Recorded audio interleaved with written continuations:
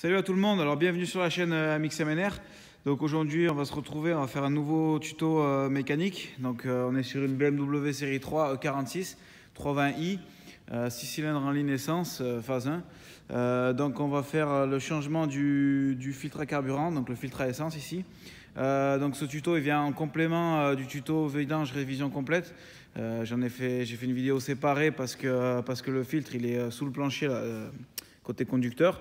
Et il n'est pas sous le compartiment moteur, donc voilà. C'est une vidéo qui vient en complément. Je vais vous mettre le lien de l'autre si vous voulez vraiment faire une révision complète sur votre voiture.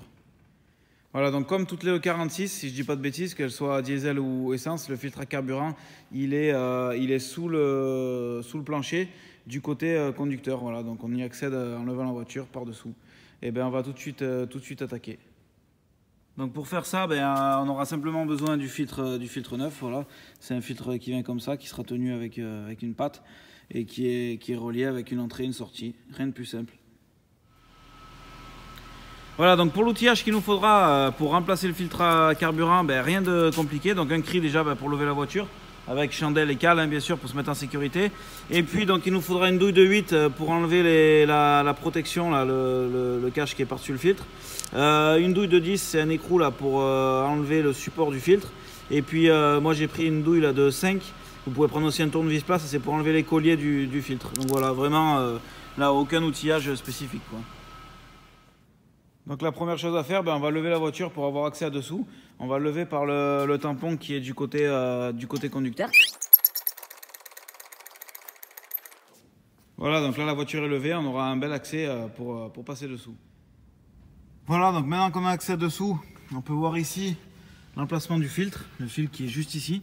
Voilà, donc il va falloir enlever cette tôle et puis ensuite on pourra enlever facilement le filtre. Pour enlever cette plaque, on va prendre un tournevis là, avec une douille de 8 tout simplement. Donc on aura une vis ici, une ici juste là, et une là.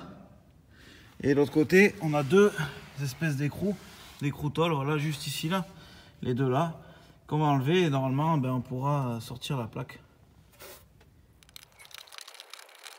Voilà, un, deux, troisième vis qui est là. Voilà, donc là on a déjà enlevé les trois vis, on voit qu'on a déjà du mou, donc il y en a qui peuvent y arriver à le faire comme ça. Moi je vais enlever la plaque entièrement pour vraiment bien vous montrer. Donc on va maintenant enlever les deux petits écrous qui sont de l'autre côté.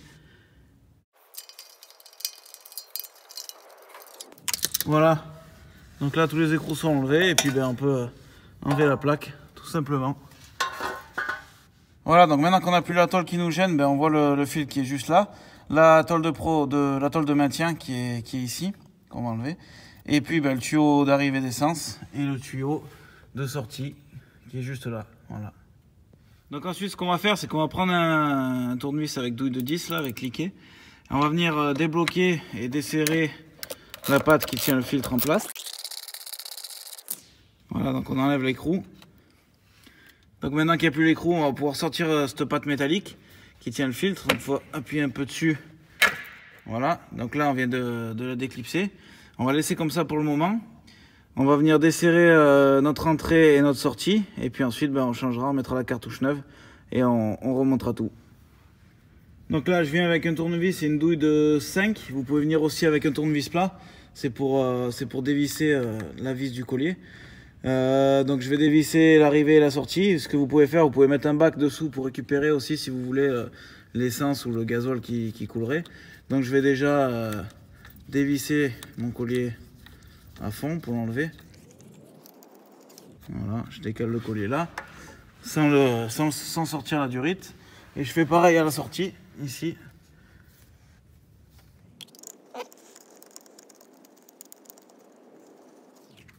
Voilà, je viens de décaler mon collier là. Et puis maintenant, on va faire assez rapidement là, pour pas qu'il y ait trop d'essence qui coule. On va venir enlever nos durites, les deux. Et puis on remplacera le filtre en faisant attention à le mettre dans le bon sens. Donc là, on va venir préparer notre filtre qui est neuf. Donc on va enlever les bouchons de protection. Et vous voyez ici, on a une flèche là. En disant flow, c'est le sens de circulation. Donc on va le mettre dans ce sens là. Pareil que l'ancien. Hein. On voit aussi la flèche sur l'ancien qui est là.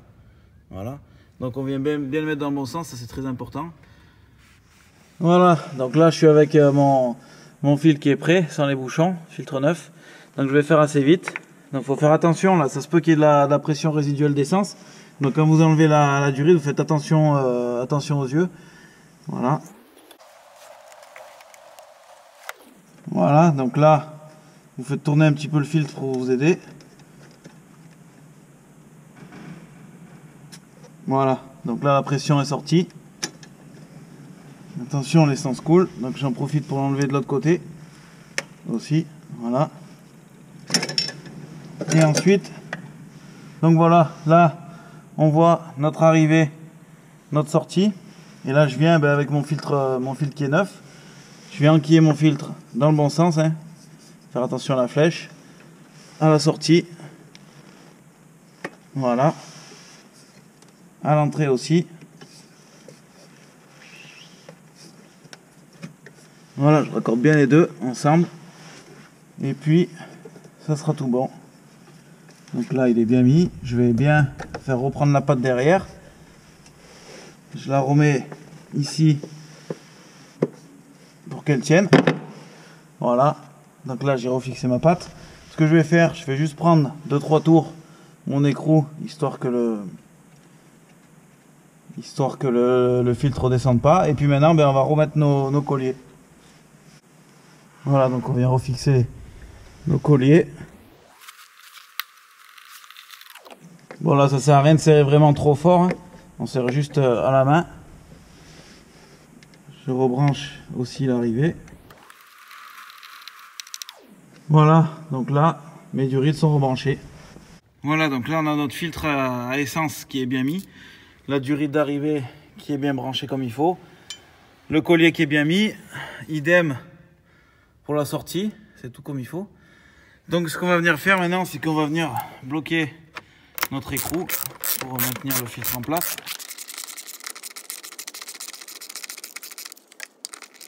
Voilà, donc là, hop. Voilà, donc là j'ai eu un petit souci, le goujon qui dépasse là pour fixer la plaque qui tient le filtre, elle a pété. Pourtant j'ai pas serré très fort. Donc je vais trouver une petite solution et puis on va remonter la plaque ensuite. Voilà, donc de retour, donc j'ai réussi à me faire un système, une patte là. Je vais me reprendre sur la traverse qui est sous la boîte.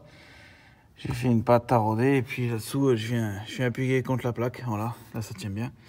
Donc maintenant on va remettre la tôle de fixation. Voilà, donc je viens remettre ma tôle. Donc je la fais reprendre là-bas avec les deux tétons qui dépassent de la carrosserie. Voilà, je viens reprendre mes vis. Je récupère mon tournevis avec les douilles de 8 et puis on remet toutes les...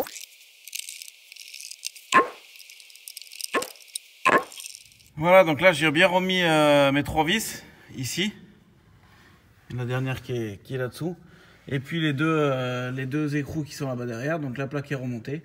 Et on va pouvoir sortir de la voiture, la redescendre et l'opération est terminée. Terminé avec dessous, on peut redescendre, mettre la voiture à plat. Voilà, puis maintenant on va monter dans la voiture, on va mettre le contact quelques fois. On va laisser tourner la pompe à essence pour qu'elle remplisse le filtre. Et puis on va démarrer, ça devrait être bon. Donc je passe derrière le volant, je vais mettre le contact. Et on va laisser le contact un petit moment, histoire que la pompe elle remplisse bien tout le circuit. Ouais, une vingtaine de secondes, ça suffira. Voilà, et puis maintenant, on peut démarrer. Voilà, donc là on voit que ça a raté. On va laisser encore la pompe tourner, c'est normal.